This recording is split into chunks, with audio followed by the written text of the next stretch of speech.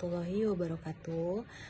Selamat pagi, salam sejahtera bagi kita semua. Semoga kita selalu diberkahi nikmat kesehatan dan senantiasa dilindungi oleh Tuhan Yang Maha Esa dimanapun kita berada.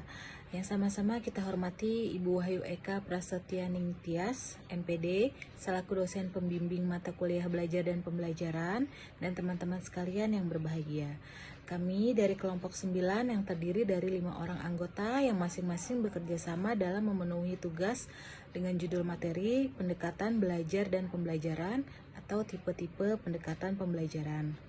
Sebelum kami masuk ke pembahasan lebih lanjut, izinkan kami memperkenalkan diri terlebih dahulu. Yang pertama, saya sendiri Putri Kartika, selanjutnya Arif Fadli Yusuf, kemudian yang berikutnya ada Murni Nur Hasanah, lalu ada Rifa Aulia Fahmi, dan yang terakhir ada Sasa Aisyah. Baiklah, kami dari kelompok 9 akan mempresentasikan materi dengan judul pendekatan belajar dan pembelajaran atau tipe-tipe pendekatan pembelajaran. Pengertian pendekatan pembelajaran. Pendekatan pembelajaran adalah ide atau prinsip cara memandang dalam menentukan kegiatan pembelajaran. Pernyataan tersebut senada dengan Rusman yang berpendapat bahwa pendekatan pembelajaran adalah tahap pertama pembentukan suatu ide dalam memandang dan menentukan objek kajian. Berbeda dengan metode pembelajaran yang telah menentukan langkah di kelas atau model pembelajaran yang memiliki kerangka konseptual, pendekatan pembelajaran itu lebih luas lagi, artinya pendekatan merupakan landasan berpikir atau filosofi dalam menentukan pembelajaran. Kemudian pengertian pembelajaran menurut para ahli, pendekatan menurut Gulo adalah sudut pandang kita dalam memandang seluruh masalah yang ada dalam kegiatan belajar mengajar. Sudut pandang tersebut menggambarkan cara berpikir dan sikap seorang pendidik dalam menyelesaikan persoalan yang dihadapi pada kegiatan pembelajaran. Sementara itu, menurut Sanjaya berpendapat bahwa pendekatan pembelajaran dapat diartikan sebagai titik tolak atau sudut pandang kita terhadap proses pembelajaran. Kemudian menurut Wati, pendekatan pembelajaran adalah sebagai titik tolak atau sudut pandang guru terhadap proses pembelajaran yang merujuk pada pandangan tentang terjadinya suatu proses yang sifatnya masih sangat. Pendekatan itu mewadahi, menginspirasi, menguatkan, dan melatari metode pembelajaran dengan cakupan teoritis tertentu. Sedangkan menurut Rahmawati, pendekatan pembelajaran adalah jalan atau cara yang akan ditempuh dan digunakan oleh pendidik untuk memungkinkan siswa belajar sesuai dengan tujuan tertentu. Jadi dapat disimpulkan bahwa pendekatan pembelajaran adalah pandangan atau sudut pandang berupa rencana awal untuk menentukan pelaksanaan proses pembelajaran dalam menerapkan perlakuan atau tindakan kelas yang akan digunakan dalam kegiatan belajar mengajar. Kemudian ciri-ciri pendekatan pembelajaran. Berdasarkan pengertian-pengertian di atas, dapat ditentukan beberapa unsur penting yang membedakan pendekatan dari konsepsi pembelajaran yang lain, yaitu pertama merupakan sebuah filosofi atau landasan, yang kedua merupakan sudut pandang, yang ketiga serangkaian gagasan untuk mencapai tujuan tertentu, yang keempat jalan yang ditempuh untuk menyampaikan pembelajaran. Pendekatan merupakan sebuah filosofi atau landasan sudut pandang dalam melihat bagaimana proses pembelajaran dilakukan sehingga tujuan yang diharapkan tercapai. Kemudian tipe-tipe pendekatan dalam pembelajaran itu antara lain, yang pertama pendekatan konstekstual, yang kedua pendekatan konstruktivisme, yang ketiga pendekatan pemecahan masalah, yang keempat pendekatan induktif, yang kelima pendekatan deduktif, yang keenam pendekatan open end, yang ketujuh pendekatan saintifik, dan yang kedelapan pendekatan proses. Pendekatan kontekstual. Pada pendekatan ini, guru akan memberikan gambaran tentang materi pelajarannya dengan mencontohkan kejadian di dunia nyata. Tujuannya adalah untuk mendorong siswa agar bisa menemukan suatu hubungan antara pengetahuan dan materi pembelajaran dengan kehidupan sehari-hari. Pendekatan ini memerlukan daya pikir yang kritis dari siswa, sehingga secara tidak langsung dapat membantu menemukan potensi diri mereka.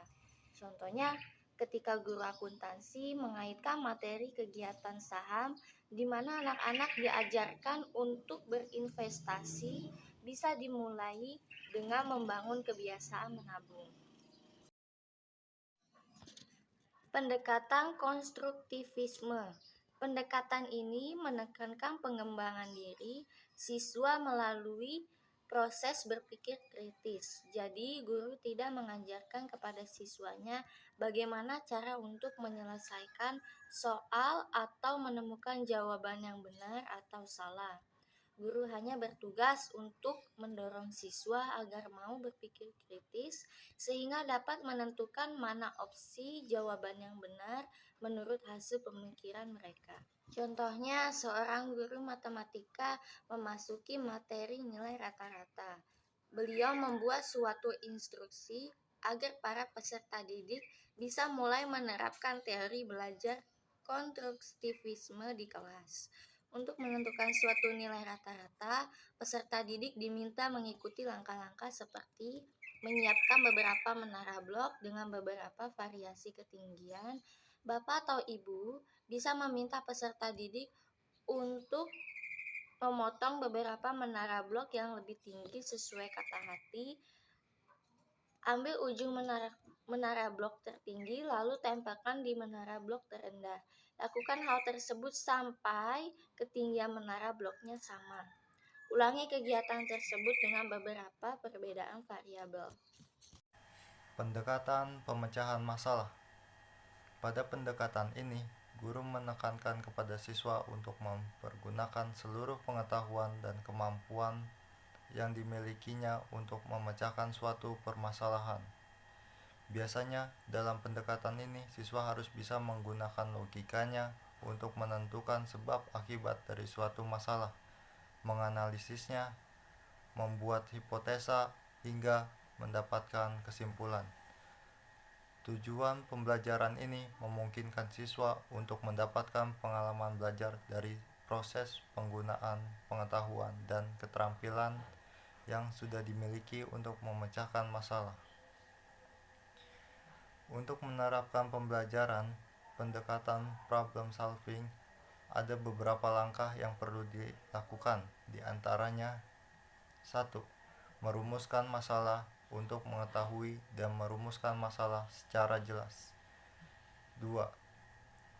Menelaah masalah dengan menggunakan pengetahuan untuk merinci dan menganalisis masalah dari berbagai sudut.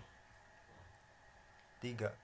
Merumuskan hipotesis sehingga siswa bisa berimajinasi dan memahami ruang lingkup, sebab akibat serta alternatif penyelesaiannya.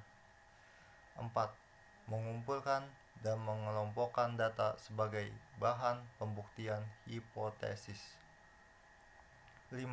Pembuktian hipotesis dengan mengkaji dan membahas data. 6.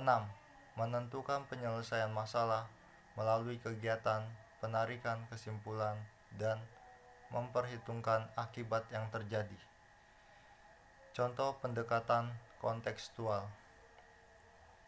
Siswa diberikan studi kasus mengenai masalah banjir yang sering terjadi di Indonesia. Siswa dibiarkan mengamati dan menganalisa penyebab serta solusi untuk kasus tersebut. Pendekatan induktif. Melalui pendekatan induktif, siswa akan diajak untuk melakukan pengamatan lebih dahulu, lalu menentukan hal-hal khusus, lalu mengambil kesimpulan dari semua fakta yang ditemukan. Semakin banyak fakta konkret yang dapat ditemukan, maka akan semakin bagus juga kesimpulan yang diperoleh. Tujuan pendekatan induktif tersebut diharapkan para siswa mampu untuk menemukan suatu kesimpulan atas suatu permasalahan dengan. Yang kelima, pendekatan deduktif. Pendekatan deduktif adalah mengumpulkan hal-hal yang bersifat umum lalu disimpulkan menjadi suatu kesimpulan yang lebih khusus. Di sini guru akan menjelaskan tentang konsep dasar, teori, dan istilah-istilah lainnya, yang mana pada pembelajaran awal sudah dilengkapi dengan contoh dan cara penerapannya. Yang keenam, pendekatan open atau indit. Pendekatan open atau indit adalah proses yang mengutamakan bagaimana proses menemukan jawaban, bukan tentang benar atau tidaknya jawaban tersebut. Biasanya pertanyaan ini bersifat terbuka sehingga tidak ada jawaban benar atau salah secara mutlak. Dengan adanya pendekatan ini diharapkan seluruh siswa dapat berpikir lebih aktif dalam menemukan jawaban. Pendekatan saintifik. Konsep pendekatan ini mengacu pada kurikulum pembelajaran di sekolah.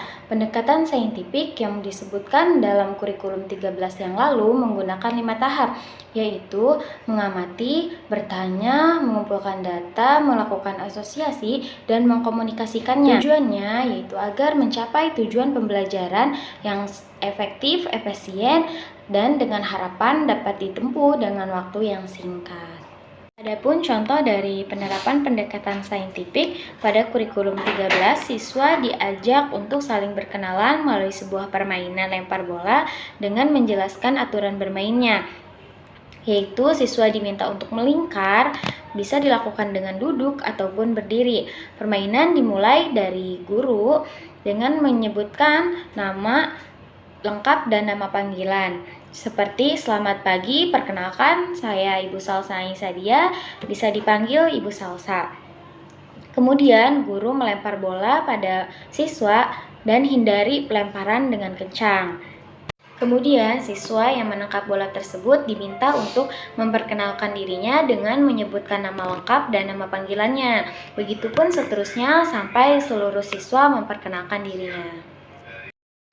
Pendekatan proses. Pendekatan proses merupakan pendekatan pengajaran yang memberikan kesempatan kepada siswa untuk menghayati proses penemuan atau penyusunan suatu konsep sebagai suatu keterampilan proses.